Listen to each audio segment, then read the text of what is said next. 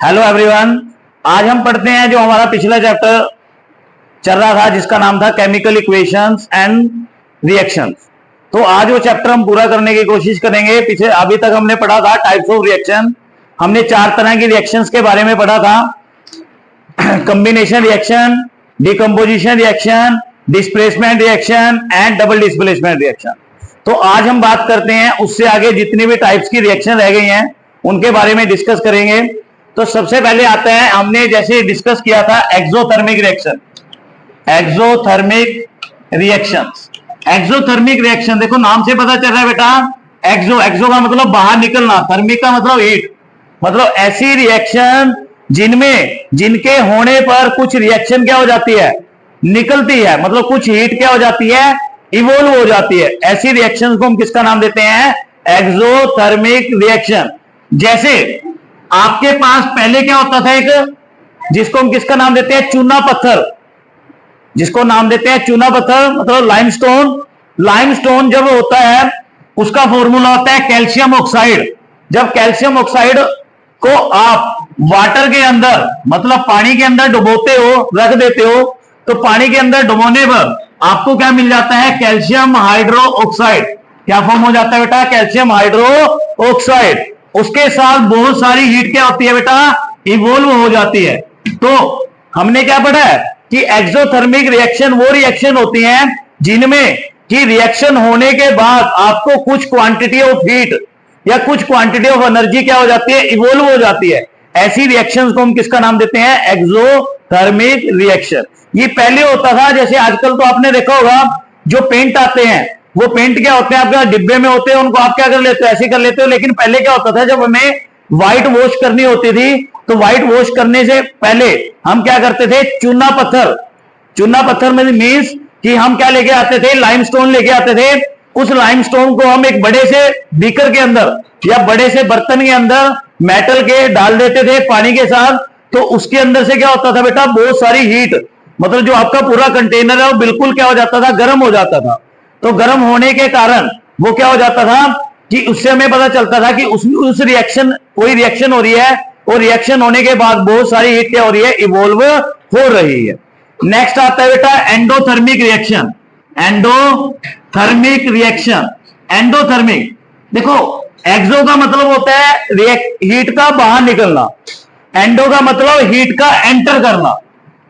Enter करना मतलब heat क्या होगी, एंटर करेगी।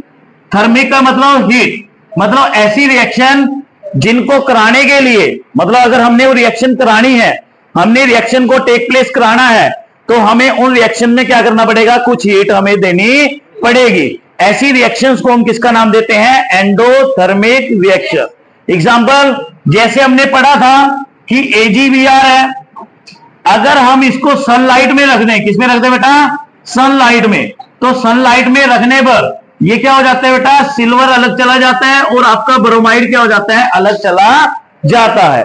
तो इन रिएक्शंस को हम किसका नाम देते हैं, एंडोथर्मिक रिएक्शन। तो हमने क्या पढ़ा, एक्सोथर्मिक रिएक्शन वो रिएक्शन है जिनमें रिएक्शन होने के बाद हमें कुछ हीट एक्स्ट्रा क्या हो जाती है, इन्वायरमेंट में चली जाती है।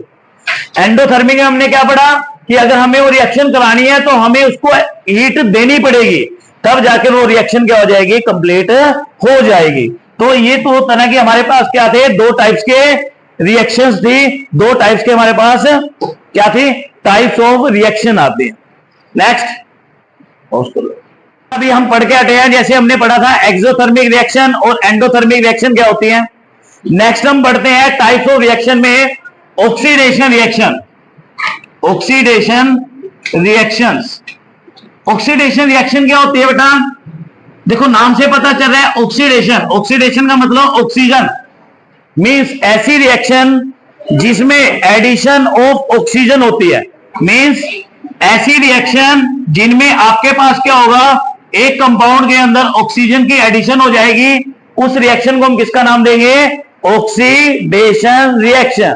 या नेक्स्ट क्या होता है बेटा, removal of hydrogen. Removal of hydrogen, hydrogen का रिमूवल होना, रिमूवल मतलब निकलना, कि या तो उस रिएक्शन में क्या होगा, ऑक्सीजन ऐड होगी या उस रिएक्शन के अंदर हाइड्रोजन क्या होगी, रिमूव होगी।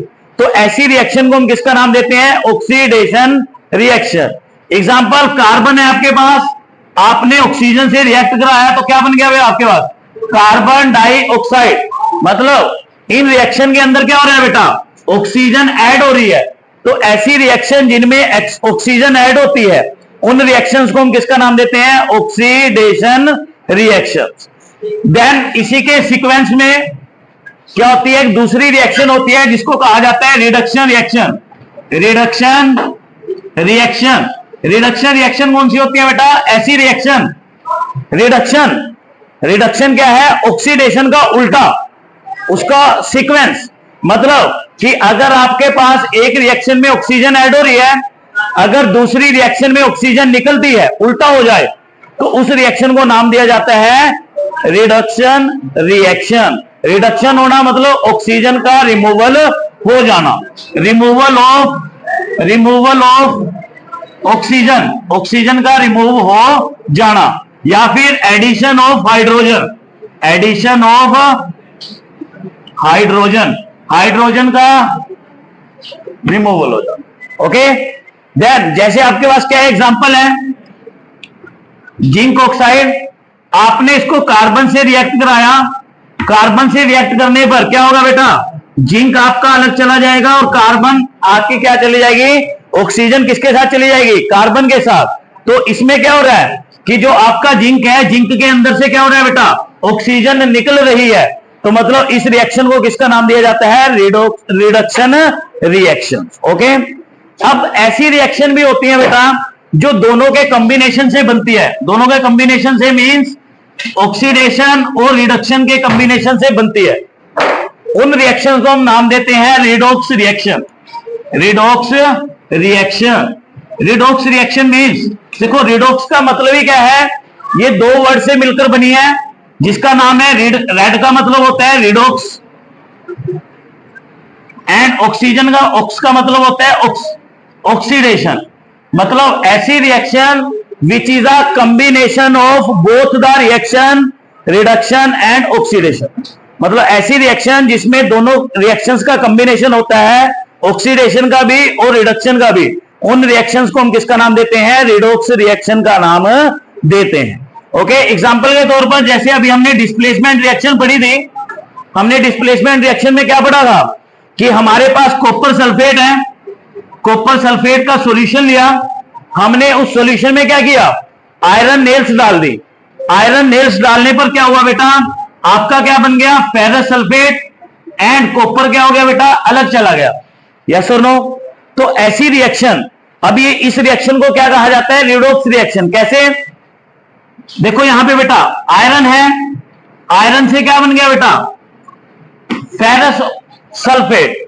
मतलब इसकी क्या होगी आपके पास, ऑक्सीडेशन। क्या होगी बेटा, ऑक्सीडेशन। एंड कॉपर की क्या होगी बेटा आपके पास, रिडक्शन। तो मतलब एक ही रिएक्शन के अंदर दो रिएक्शन क्या हो रही है, टेक प्लेस कर रही है। एक ही रिएक्शन के अंदर दो रिएक्शंस हो रही हैं, इसलिए इनका नाम क्या रखा गया है, ऐसी रिएक्शन को क्या कहा जाता है, रिडॉक्स रिएक्शन। ओके, तो हमने क्या पढ़ा, एक टाइप ऑफ रिएक्शन में क्या आता है, एक टाइप आती है redox reaction. Means redox reaction is a reaction in which both the reaction can take place, oxidation and reduction. These reactions are called reduction reactions. Then हम पढ़ते हैं बेटा corrosion. टाइप ऑफ रिएक्शन खत्म हो गया बेटा। अब टाइप ऑफ रिएक्शन तो हमने पढ़ ली, अब उन टाइप्स ऑफ रिएक्शन में मतलब ये रिएक्शन तो हमने पढ़ ली बेटा क्या क्या होती हैं, लेकिन इन रिएक्शन का हमारी डेली लाइफ में क्या काम होता है, कैसी ये रिएक्शंस होती हैं, उनके बारे में पढ़ते हैं। सबसे पहले पढ़ते हैं कोरोजन। कोरोजन क्या होता है बेटा, कोरोजन, कोरोजन का मतलब होता है कि आपके पास, जैसे आपने देखा होगा आयरन है, आपके पास कोई भी लोहे का सब्सटेंस है, आयरन मेटल का सब्सटेंस है, अगर आप उसको फ्रीली एटमॉस्फेयर में रख देते हो तो एटमॉस्फेयर में रखने पर थोड़े दिनों बाद आपको उसके ऊपर ब्राउन कलर की एक कोटिंग नजर आ जाती है। या फिर आप ज्वेलरी लेके आते हो, चाहे वो सिल्वर की हो चाहे वो गोल्ड की हो, अगर आप उसको टाइम टाइम पहनते हो तो पहनने पर उसकी जो साइन होती है वो साइन क्या हो जाती है, डल हो जाती है। यस और नो। या एल्यूमिनियम का बर्तन आप घर पे लेके आए हो, एल्यूमिनियम का बर्तन जब स्टार्टिंग में लेके आते हो बिल्कुल आपको व्हाइट नजर आता है, बिल्कुल चमकता हुआ, लेकिन जैसे आप यूज करते हो तो यूज करने के बाद उसकी डलनेस स्टार्ट हो जाती है। तो ये प्रोसेस जिसमें आपका कोई मेटल है और मेटल को जैसे आप डायरेक्टली एटमॉस्फेयर में रखते हो तो एटमॉस्फेयर में रखने पर वो क्या करता है, अपनी डलनेस मतलब अपनी शाइननेस को क्या कर देता है, डल कर देता है। क्यों? क्योंकि वो एटमॉस्फेयर से ऑक्सीजन और वाटर से रिएक्ट करके एक तरह की अपने ऊपर क्या कर लेता है, लेयर बना लेता है। उस लेयर को, उस प्रोसेस को, उस केमिकल रिएक्शन को हम किसका नाम देते हैं, कोरोजन का नाम देते हैं। एग्जांपल आयरन है, आयरन को आपने क्या रखा बेटा, एटमॉस्फेयर में रखा, ऑक्सीजन से रिएक्शन कराई उसने, वाटर से रिएक्शन कराई उसने, रिएक्शन कराने के बाद उसने क्या बना दिया, फेरस ऑक्साइड। क्या बना दिया बेटा, फेरस ऑक्साइड। और उसके ऊपर जंग लगना स्टार्ट हुआ और उसका फॉर्मूला क्या हो गया बेटा, Fe2O3 plus X molecule of water. मतलब उसमें कुछ क्वांटिटी अभी भी क्या है, वाटर की मौजूद है।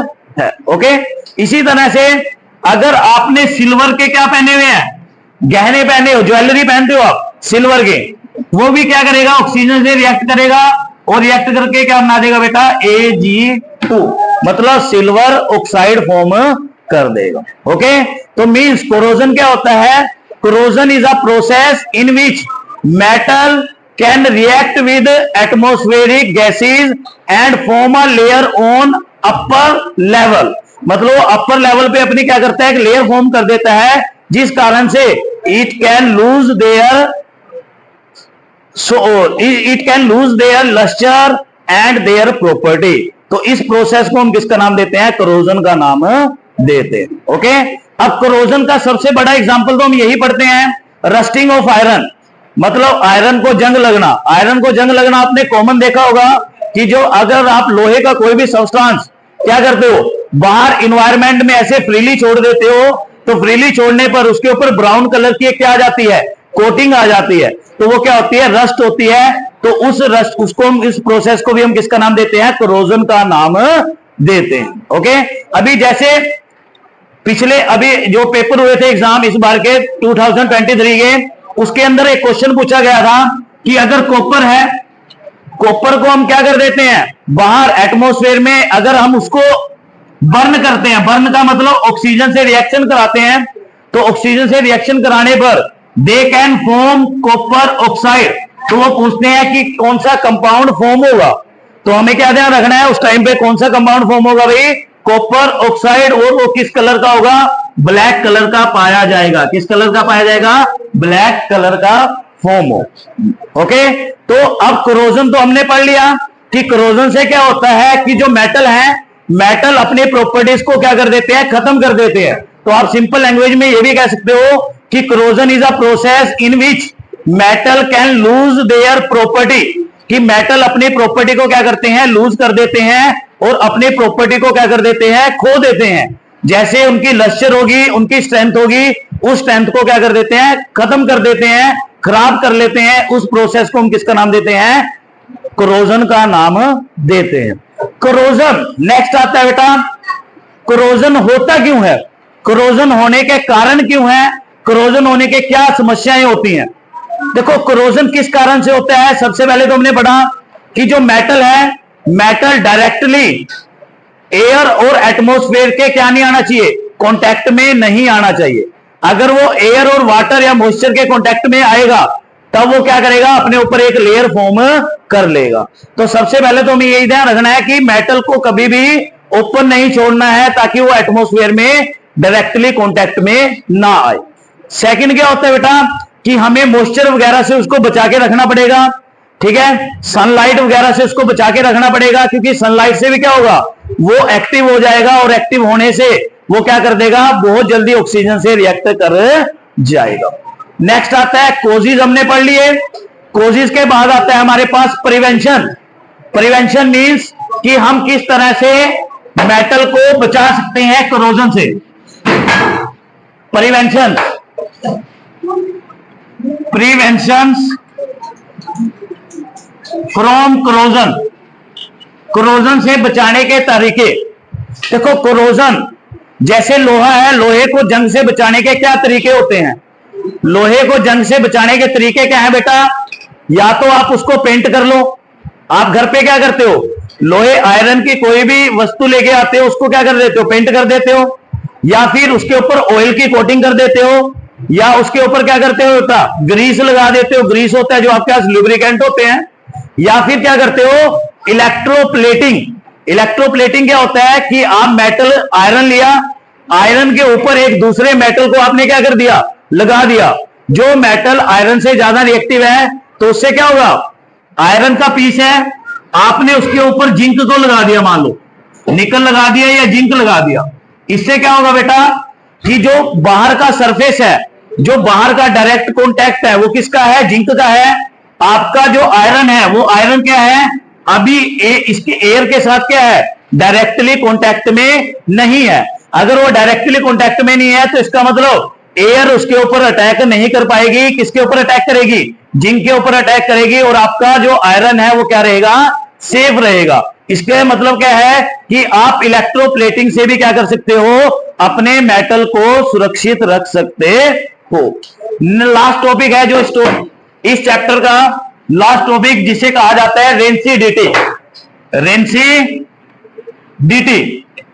रेंसिडिटी, रेंसिडिटी क्या होता है बेटा? जैसे आपने देखा होगा कि सम ऑयली और फैट सब्सटेंस, सम ऑयली और fat substance when they are kept in contact with the atmosphere, जब आप उनको एटमॉस्फेयर में क्या करते हो? फ्रीली रख देते हो, they can change their smell और टेस्ट, वो अपने टेस्ट और स्मेल को क्या कर देते हैं? चेंज कर देते हैं। एग्जांपल, आपने चिप्स का पैकेट लिया, नमकीन ली, उसको आपने खुला रख दिया, तो थोड़े समय बाद उनकी स्मेल और टेस्ट क्या हो जाएगा? चेंज हो जाएगा। तो ऐसी प्रोसेस कि मतलब ऐसे सब्सटेंस जो ऑयल या घी से बने होते हैं, उन्हें अगर हम क्या करते हैं कि अगर उन्हें हम एटमॉस्फेयर में फ्रीली रख देते हैं, तो फ्रीली रखने पर वो अपने टेस्ट और स्मेल को क्या कर देते हैं? चेंज कर देते हैं, जिसे हम किसका नाम देते हैं? रेंसिडिटी। रेंसिडिटी, रेंसिडिटी किन में होती है? जैसे आपने देखा होगा कि आपके पास क्या है? घी से बने हुए कोई भी चीज है, चिप्स है, आपने चिप्स को रखा, स्मेल चेंज हो गई। यस और नो? ब्रेड वगैरह है, उनको रखा, उनके ऊपर स्मेल चेंज हो गई। या पिकल्स होते हैं, पिकल्स मींस जैसे आपके पास क्या है? अचार है, पिकल्स हैं, उनको आप ऐसे ही रख दो एटमॉस्फेयर में, वो भी क्या हो जाएंगे? स्मेल चेंज हो जाएगी, उनका टेस्ट चेंज हो जाएगा। अब रेंसिडिटी से बचने के तरीके क्या होते हैं? देखो रेंसिडिटी होती क्यों है? रेंसिडिटी होने का कारण क्या है? सबसे पहले तो आपको पता होना चाहिए कारण क्या है। बचाव तो हम तब बाद में करेंगे, उससे पहले हम करेंगे कारण क्या होते हैं। रेंसिडिटी होने का सबसे पहला कारण होता है कि जैसे ही आप किसी सब्सटेंस को एयर में, एटमॉस्फेयर में खुला रखते हो, तो एटमॉस्फेयर में जो ऑक्सीजन है, वो ऑक्सीजन उन मटेरियल के साथ क्या कर जाती है? रिएक्शन कर जाती है, जिस कारण से वो क्या हो जाते हैं? ऑक्सीडाइज्ड हो जाते हैं। और ऑक्सीडाइज्ड होने से उनका स्मेल और टेस्ट क्या हो जाता है? चेंज हो जाता है। तो मतलब कि हमें क्या करना है? हमें जितने भी ये सब्सटेंस हैं जो फैट और ऑयल से बने हैं, हमें इन्हें क्या करना है? ऑक्सीजन से रिएक्शन होने से बचाना है। तो रेंसिडिटी को बचाने के तरीके क्या हैं? सबसे पहले तो आप क्या करोगे? एंटीऑक्सीडेंट यूज करोगे। एंटीऑक्सीडेंट, एंटीऑक्सीडेंट का मतलब कि हम क्या करते हैं? हम उन सब्सटेंस के अंदर कुछ ऐसा केमिकल यूज कर लेते हैं जो ऑक्सीजन को रिएक्शन कराने से रोक देता है, रुकावट पैदा कर देता है। तो वो भी आप क्या कर सकते हो? उनको बचाने के लिए यूज कर सकते हो। सेकंड एग्जांपल क्या है? जैसे अचार है, अगर हमें अचार को बचाना है तो क्या करते हैं हम? उसके अंदर तेल डाल देते हैं। तेल क्या करता है? एंटीऑक्सीडेंट का काम करता है। वो क्या करता है कि बाहर से ऑक्सीजन को उस अचार के साथ रिएक्शन होने से बचा लेता है। या फिर हम क्या करते हैं? जैसे आपने देखा होगा आजकल चिप्स वगैरह, जो कुरकुरे वगैरह आप खाते हो, उनके अंदर एयर भरी रहती है। वो एयर कौन सी होती है बेटा? नाइट्रोजन। कौन सी एयर होती है? नाइट्रोजन। नाइट्रोजन क्या करती है? एंटीऑक्सीडेंट का काम करती है।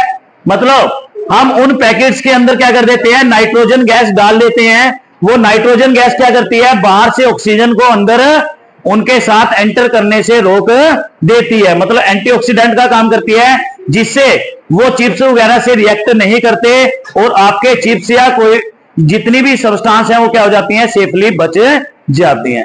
या फिर हम क्या करते हैं, एयर टाइट जार, मतलब अगर हमें ऐसा कोई सामान रखना है तो हम उसके लिए एयर टाइट जार लेते हैं।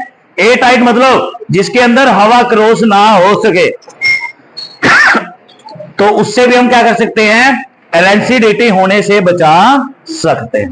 तो बेटा ये सारा आपका ब्रीफली क्या था, चैप्टर था, ये जो हमने पढ़ा है, टाइप्स ऑफ रिएक्शन पढ़ी हैं, कोरोजन क्या कहते हैं जो आप जर्नल लाइफ में आपको पता है, कैसे प्रिवेंट कर सकते हैं, रेंसिडिटी जैसे आप घर पे कह सकते हो कि रेंसिडिटी आपने घर पे कि कैसे हम सब्सटेंस को बचा सकते हैं रेंसिडिटी से, तो ये चीजें हमने पढ़ी हैं, ये आपके जर्नल लाइफ से आती हैं। तो प्लीज हमारा जो आज चैप्टर क्या हो चुका है, खत्म हो चुका है। Thank you and like, subscribe and share it. Okay.